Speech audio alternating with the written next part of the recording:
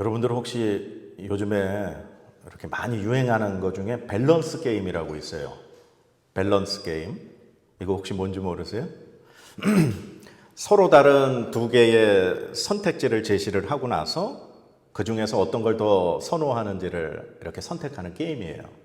그러니까 예를 들면 짜장면, 짬뽕 두 개 중에 어떤 걸 더 좋아하는지, 아니면 이제 탕수육을 먹을 때 요즘에 왜 찍먹이냐 부먹이냐, 그 중에서 이제 본인이 좋아하는 걸 하나를 선택을 하는 이런 게임이 밸런스 게임이에요. 그런데 굉장히 좀 난해한 질문이 있어요. 못생긴 남자친구 대 근데 돈이 많아요. 근데 잘생긴 남자친구, 무일푼이에요. 어떤 걸 선택하겠냐? 생긴 게 너무 못생겨서 근데 막 돈이 100억이 있어. 그런데 다른 한쪽은 너무 잘생겼어요. 정우성처럼. 그런데 가진 건 하나도 없어. 근데 두 사람 중에서 한 명만 남자친구로 선택할 수 있어요. 어떤 걸 선택할 건가? 이걸 고르는 거예요. 근데 제가 인터넷에서 이 밸런스 게임의 종류가 많더라고요. 제일 진짜 고르기 어려운 문제를 하나 발견했어요. 집에 가면 매일 나를 따라오는 바퀴벌레 한 마리 대 집에 가면 나를 피해서 숨어버리는 바퀴벌레 100마리. 어떤 걸 선택하실래요? 집에 가면 한 마리만 계속 내 눈에 보이면서 나를 따라다니는 상황과 집에 가면 한 마리도 안 보여요. 그런데 100마리가 이미 다 숨어버려 있는 상황. 과연 어떤 걸 선택하겠느냐. 야, 이게 진짜 어려운 이 선택이에요. 이 밸런스 게임이라는 게 참 선택하기 참 애매하고 곤란한 상황에서 이 중에서 뭘 선택을 해야 되는가. 그거를 이렇게 고르는 요즘 젊은이들 게임이 밸런스 게임이라는 거예요. 그런데 저는 오늘 성경을 보니까 예수님이 제자들한테 이 밸런스 게임에 질문을 하시는 것 같다는 생각이 들더라고요. 자, 오늘 본문 말씀 우리 25절, 26절 같이 한번 읽어볼까요? 누구든지 제 목숨을 구원하고자 하면 잃을 것이요 누구든지 나를 위하여 제 목숨을 잃으면 찾으리라. 사람이 만일 온 천하를 얻고도 제 목숨을 잃으면 무엇이 유익하리요? 사람이 무엇을 주고 제 목숨과 바꾸겠느냐. 아멘. 예수님이 제자들한테 질문을 하시기를, 너희 자신을 위해서 목숨을 구원하려다가 잃어버릴래? 아니면 나를 위해서 너희 목숨을 잃었다가 다시 찾을래? 둘 중에 하나를 선택을 주시는 것 같아요. 아니면 너희 온 천하를 얻을래? 아니면 너희 목숨을 얻을래?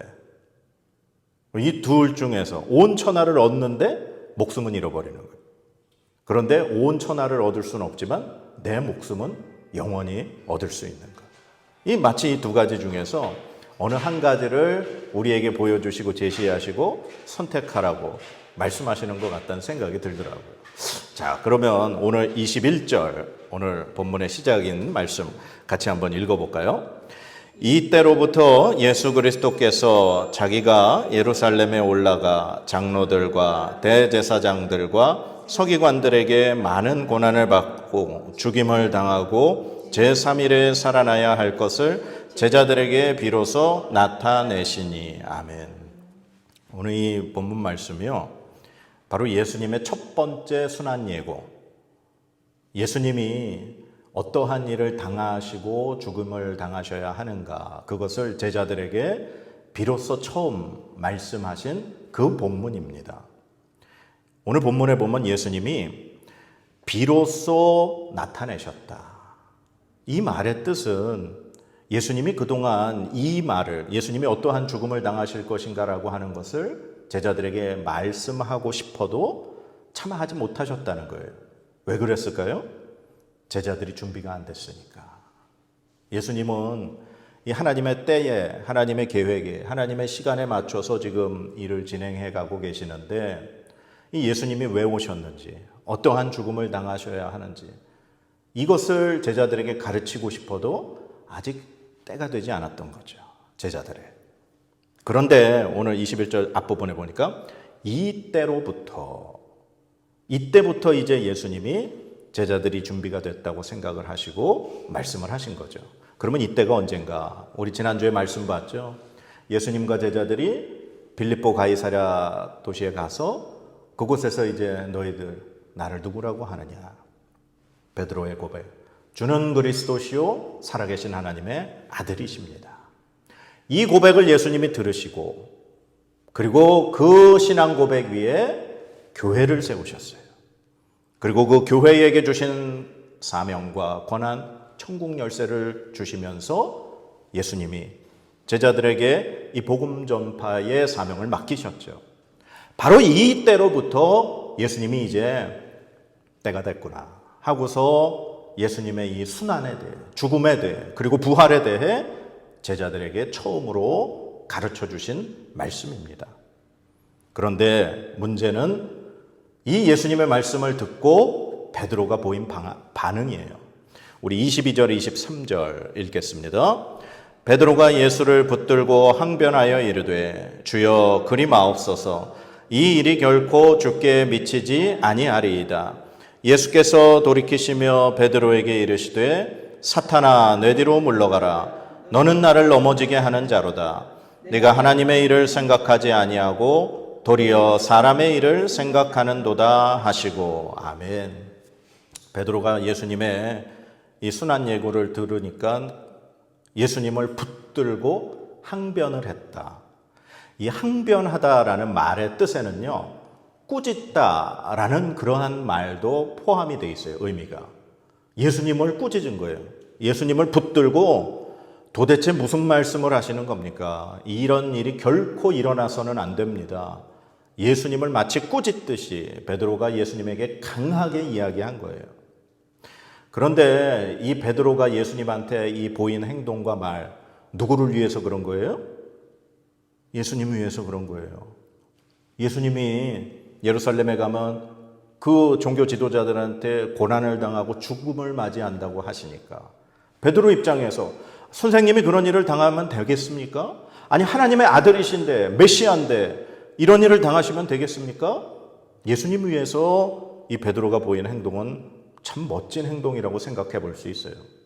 그런데 한편으로는 예수님이 만약에 그런 일을 당하고 죽임을 당하면 예수님을 따르는 제자들도 같은 처지가 되는 게 당시의 상황이에요. 그럼 어떻게 보면 베드로는 자기 자신을 위해서도 이 일은 일어나면 안 된다라고 예수님 앞에 얘기한 걸 수도 있어요. 어쨌거나 인간적인 측면에서 봤을 때 베드로가 예수님께 보인 말과 행동은 예수님을 위해서 한 말과 행동이에요. 그런데 이걸 한 발짝 뒤로 물러서서 하나님의 입장에서 지금 베드로의 모습을 보면 어떠실까? 하나님의 입장에서 지금 베드로가 보인 말과 행동은 뭐라고 말할 수 있을 것 같으세요? 사탄의 모습이에요. 예수님이 베드로에게 그러시죠. 사탄아, 내 뒤로 물러나라. 이 사탄이라고 하는 거는요, 우리가 이 악한 영들의 최고, 이 대명사, 사탄으로 볼 수도 있지만, 이 사탄이라고 하는 말의 뜻이 반대하는 사람이라는 뜻이에요. 나와 반대편에 서 있는 사람, 즉, 내 적이라는 뜻이에요. 그러니까 이 베드로는 하나님 입장에서, 예수 그리스도의 입장에서 보면 하나님의 뜻을 반대하는 사람, 하나님의 뜻을 이루지 못하도록 만드는 사람이라는 그런 뜻이에요. 그러니 베드로가 보인 말과 행동은 인간적으로 생각했을 때는 예수님을 위한, 예수님의 그 자기가 섬기는 그 선생님을 위한 말과 행동이었지만 하나님의 입장에서 보았을 때는 하나님의 뜻과 상관없이 하나님의 뜻에 반대에 서 있는 사람의 모습이라는 거예요. 참 어떻게 보면 우리가 이 땅에 살아가면서 보이는 말과 행동, 이게 과연 하나님의 뜻에 맞는 것인가 아닌가, 우리가 깊이 고민해야 될 문제라는 거예요. 자, 우리 구약 성경 중에 예레미야서 한번 찾아볼까요? 예레미야 38장 1절에서 4절. 우리 그러면 같이 한번 읽어보겠습니다. 시작. mat단의 아들 스바디아와 바술의 아들 그다리아와 셀레미야의 아들 유갈과 말기야의 아들 바술이 예레미야가 모든 백성에게 이르는 말을 들은즉 이르기를 여호와께서 이와 같이 말씀하시되 이 성에 머무는 자는 칼과 기근과 전염병에 죽으리라. 그러나 갈대아인에게 항복하는 자는 살리니 그는 노량물을 얻음같이 자기의 목숨을 건지리라. 여호와께서 이와 같이 말씀하시니라. 이 성이 반드시 바벨론의 왕의 군대의 손에 넘어가리니 그가 차지하리라 하셨다 하는지라. 이에 그 고관들이 왕께 아뢰되 이 사람이 백성의 평안을 구하지 아니하고 재난을 구하오니 청하건대 이 사람을 죽이소서. 그가 이같이 말하여 이 성에 남은 군사의 손과 모든 백성의 손을 약하게 하나이다. 아멘. 지금 이 상황은요, 이 남유다, 이미 북이스라엘은 망했어요. 아수르한테 망했고, 이제 남은 이 남유다의 마지막 이 부분에 바벨론이 침공을 한 거예요. 그런데 이 하나님의 선지자라고 하는 예레미야는 백성들에게 이렇게 얘기하는 거예요. 이제 바벨론이 이 나라를 침범하고 너희들을 포로로 잡아갈 텐데 바벨론에 항복하라는 거예요. 그러면 너희 목숨을 구할 거다. 그런데 바벨론에 끝까지 칼을 가지고서 전쟁을 하고 저항을 하면 너희 목숨을 다 잃어버리게 된다. 하나님의 뜻이니까 바벨론에 항복해라. 이 말을 하고 있어요. 그런데 당시에 이 귀족들이 이 예레미야의 말을 들으니 이건 민족적인 행동이에요? 반민족적인 행동이에요? 네, 반민족적인 행동이에요. 그래서 왕에게 지금 이 예레미야가 백성들을 선동하면서 바벨론에 항복하고 이렇게 동조하라고 그러니까 이 예레미야를 죽여야 됩니다. 그렇게 이야기하는 모습이에요. 그런데 예레미야가 자기의 뜻을 전했나요? 하나님의 뜻을 전했나요? 하나님의 뜻을 전했어요. 하나님의 계획은 분명히 이제 이 남유다가 바벨론에 의해서 망하고 포로로 잡혀가게 하신 것이 하나님의 계획이었고 하나님의 뜻이었어요. 그 가운데 이 백성들이 한 명이라도 괜한 쓸데없는 전쟁에 목숨을 잃지 않기 원하셔서 예레미야를 통해 바벨론에 항복해라. 그리고 70년 포로 기간이 지나면 하나님이 또 계획하셔서 돌아오게 하실 것이다. 하나님이 분명히 계획을 가지고 말씀을 하시는 건데 사람들의 귀에, 사람들의 눈에 예레미야의 말과 행동은 결코 자신의 민족을 위한 말과 행동이 아니었다는 거죠. 자, 오늘 말씀 보니까 이 베드로가 보인 모습, 예수님에게 절대 이런 일이 일어나면 안 됩니다. 예수님 어떻게 죽습니까? 말이 안 돼요. 인간적으로 봤을 때 베드로의 모습과 행동은 예수님을 위한 것 같고 마치 하나님을 위한 것 같았습니다. 그러나 하나님 입장에서 베드로의 행동은 사탄의 행동이었어요. 하나님의 뜻을 반대하는 자의 모습이었다는 거예요. 그러면 우리는 어떻게 행동해야 될까? 우리 24절, 오늘 본문 24절 말씀 같이 한번 읽겠습니다. 이에 예수께서 제자들에게 이르시되 누구든지 나를 따라오려거든 자기를 부인하고 자기 십자가를 지고 나를 따를 것이니라. 아멘. 이제 예수님이 베드로를 꾸짖고 난 이후에 모든 제자들에게 말씀하시는 거예요. 오늘 이 말씀이 제자도라 그럽니다. 예수님의 제자라면 어떻게 따라야 하는가? 예수님 제자들의 자세에 대해서 말씀하고 계신 거예요. 예수님은 뭐라 그러셔요? 나를 따라오려거든 자기를 부인하래요. 그리고 자기 십자가를 지고 따르래요. 자기를 부인하라는 말이 무슨 뜻일 것 같으세요? 자기를 부정하라는 거예요. 나 자신을 부정하래요. 그게 무슨 말일까요? 내가 누구인지를 부정하래요. 예수님의 모습을 볼까요? 예수님 누구세요? 하나님의 아들이세요. 그리고 삼위일체 하나님, 하나님과 동일하신 분이세요. 하나님과 동일하신 분이고 하나님의 아들이시고 이 세상을 창조하시고 주관하시고 다스리시는 분이 예수 그리스도예요. 그런데 예수님 자신을 부정하셨어요. 죽으실 수 없는 분이 인간의 몸으로 이 땅에 오셔서 우리를 위하여 죽으셨어요. 예수님을 반대하는 사람을 모두 다 멸하실 수 있지만 예수님은 그러지 않으셨어요. 예수님은 예수님의 능력과 예수님의 모든 할 수 있는 것을 생명을 살리는 일을 위하여 다 포기하셨어요. 예수님은 사람들의 눈에 아무 힘도 없는 마치 도살장으로 끌려가는 한 마리의 어린 양처럼 십자가에서 죽임을 당하셨어요. 하나님이신 그분이. 자기를 부정하라는 말은요, 내가 누군가 드러내지 말라는 거예요. 내가 어떤 능력을 가졌는지 자랑하지 말라는 거예요. 야, 내가 누군데, 내가 뭐 얼만큼 능력이 있고 힘 있는 사람인데. 그런데 예수님을 따르는 사람에게는요, 자기 자신이 누구인가를 드러내지 말래요. 자기 자신을 부정하래요.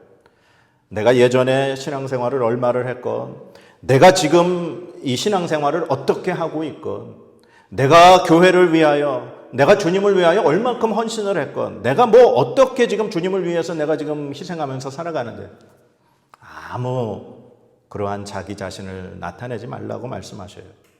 그리고 또 한 가지 면으로 생각해 볼 수 있는 거는요, 자기 자신을 부인하라는 건 내가 과거에 어떠한 죄를 졌든지 간에, 내가 어떠한 모습으로, 죄인의 모습으로 살았던지 간에 예수 그리스도를 믿고 예수 그리스도를 따라 살아가는 제자의 삶을 사는 사람에게는 과거의 죄악을 더 이상 기억하지 말라고 말씀하시는 거예요. 사탄은 끊임없이 우리를 향해서 너 옛날에 이런 죄를 저질렀던 사람이야, 너 예전에 이런 모습으로 살아갔던 사람이야 하면서 우리의 마음을 끊임없이 채찍질하고 찌르고 우리의 부끄러움을 드러내게 하는 것이 사탄의 모습이에요. 그런데 예수님은 자기 자신을 부인하래요. 부정하래요. 그래, 내가 과거에는 죄인이었지만 예수님을 믿고 난 이후에는 하나님이 나를 자녀 삼아 주시면서 나의 모든 죄를 눈과 같이 하얗게 씻어주셨다는 거예요. 그게 바로 자신을 부인하라는 거예요. 그리고 두 번째, 십자가를 지고 따라라. 자기의 십자가를 지고 따라라 말씀하세요. 십자가는요, 당시 죄인을 처형하는 형틀이에요. 우리가 십자가를 지고 예수님 따르라고 하면요, 마치 그냥 십자가만 지고 그냥 예수님 따라가는 그 모습만 상상을 해요. 그런데 십자가 지고 따라가다가 결과는 끝에 어떻게 되는 건가요? 죽음이에요. 반드시 그 십자가를 진 죄수는 그 형틀의 사형을 당하는 것이 끝이에요. 예수님을 따르려면요, 자기 자신을 부인하고 십자가를 지고 결국에는 죽으라고 말씀하시는 거예요. 참 이상해요. 왜 예수님 따라야 하는데 꼭 죽어야 돼요? 왜 예수님 따라야 되는데 그 죽음을 각오하고 따라야 돼요? 그런데 당시 예수님의 이 말씀을 들었던 예수님의 제자들, 그 당시 사람들은요, 정말 얼마 지나지 않아 예수님 십자가에 달려 돌아가시고 부활하시고 승천하신 이후에 예수 그리스도를 믿는 이 믿음을 가졌던 사람들이 로마 시대에 이 믿는 믿음 때문에 죽음의 자리에 갔어요. 그리고 지금도 지구상의 어느 한 곳에서는요, 예수 믿는 것 때문에 죽임을 당하는 사람들이 지금 이 시간에도 일어나고 있어요. 그런데 우리는 예수 믿으면 십자가를 지고 죽는다? 그것에 대해서 사실 잘 받아들이지 못하고 체험하지 못해요. 그러나 우리의 중심에는 예수 그리스도를 따르는 것에 우리의 이 생명을 바칠 각오의 자세가 있어야 합니다. 그래서 갈라디아서 2장 20절에 바울 사도가 예수를 만나고 예수 그리스도로 인하여 완전히 변화되고 난 이후에 이렇게 고백을 하는 거예요. 내가 그리스도와 함께 십자가에 못 박혔나니 그런즉 이제는 내가 사는 것이 아니요 오직 내 안에 그리스도께서 사시는 것이라. 이제 내가 육체 가운데 사는 것은 나를 사랑하사 나를 위하여 자기 자신을 버리신 하나님의 아들을 믿는 믿음 안에서 사는 것이라. 아멘. 우리가 예수님 믿고 변화된 다음에는요, 내가 사는 게 아니라는 거예요. 자기 자신을 이제 부인하고 부정하면서 사는 거예요. 예수님과 함께 십자가에 못 박혀서 나를 위하여 돌아가신 그 주님과 함께 나도 죽고 주님 믿는 믿음 안에서 새로운 삶을 산다는 거예요. 그래서 예수님 믿는다고 고백을 하면 우리가 세례받잖아요. 세례받는 건 물속에 들어가 완전히 이제 죽었다는 거예요. 이전에 나는 죽고 예수 그리스도를 믿음으로 새롭게 태어나서 산다는 것이 세례라는 거예요. 우리에게는 이 새로운 삶, 바로 이것이 우리의 예수님을 따르는 사람의 삶이 되어야 할 줄로 믿습니다. 우리 오늘 보면 아까 24절 그 예수님을 따르려면 이 제자도를 말씀하신 그 밑에 부분에 쭉 보면 제일 많이 등장하는 단어가 있어요. 혹시 뭔지 발견하셨어요? 24절 밑에 부분에 보면 제일 반복해서 나오는 단어들이 있어요. 목숨이라는 말이에요. 목숨이라는 말이 계속 등장을 해요. 다른 말로 생명이에요. 지금 베드로가 예수님 앞에 항변했던 이유는 뭐예요? 예수님이 죽으신다고 말씀하시니까. 예수님의 생명이 끝난다고 말씀하시니까 이 베드로가 그랬던 모습을 보인 거죠.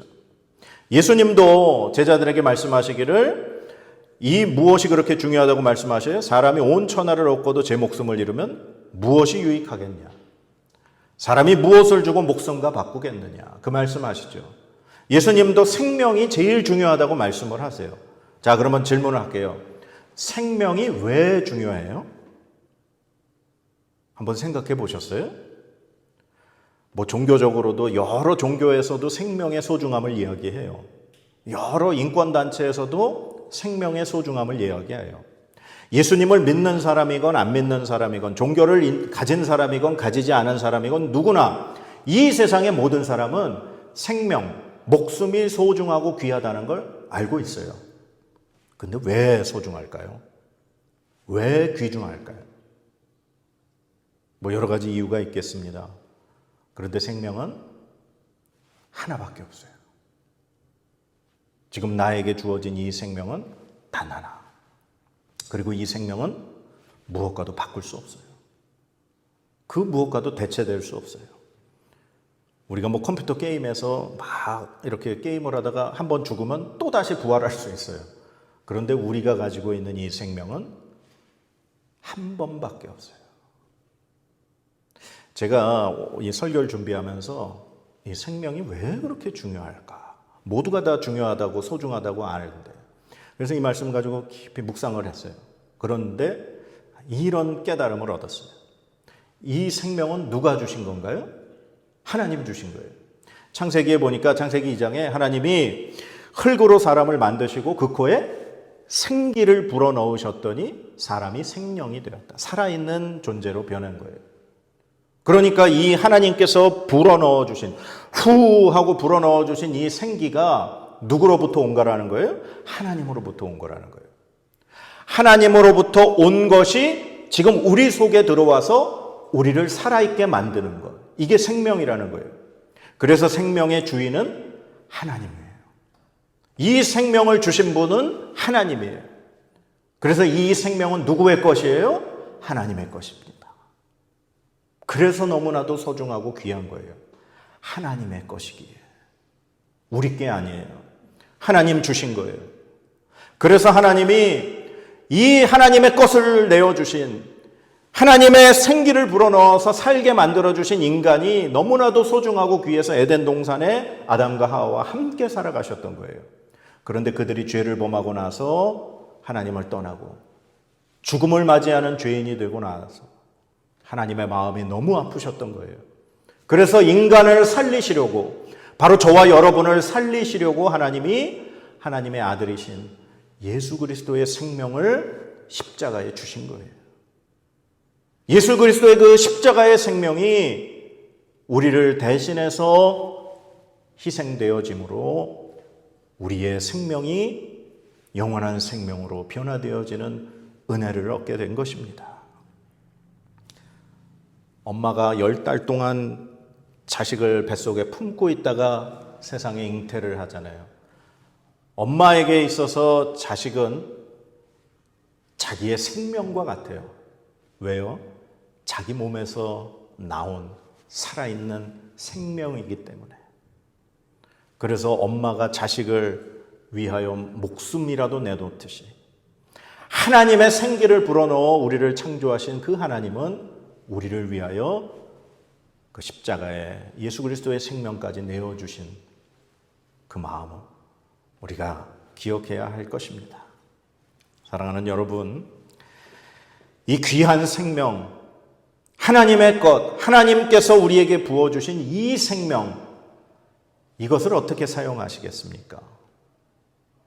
많은 사람들이 이 생명을 자기 자신을 위하여 이 세상의 부귀영화를 얻고자, 그리고 이 생명을 위해 타인의 생명을 뺏는 그런 행동을 하고, 전쟁을 통해서 또한 이 자기가 가진 힘을 통해서 연약하고 정말 가진 것 없는 사람들의 생명을 착취하는 그런 일을 많이 합니다. 하나님은 그러한 모습을 보며 얼마나 마음 아파하실까요? 여러분에게 마지막으로 질문 드립니다. 정말 이 땅의 부귀영화를 위해, 아니요, 부귀영화를 떠나서 그냥 이 땅에 내 생명 유지하기 위해서 그렇게 살다가 이 생명 사라져 버리실래요?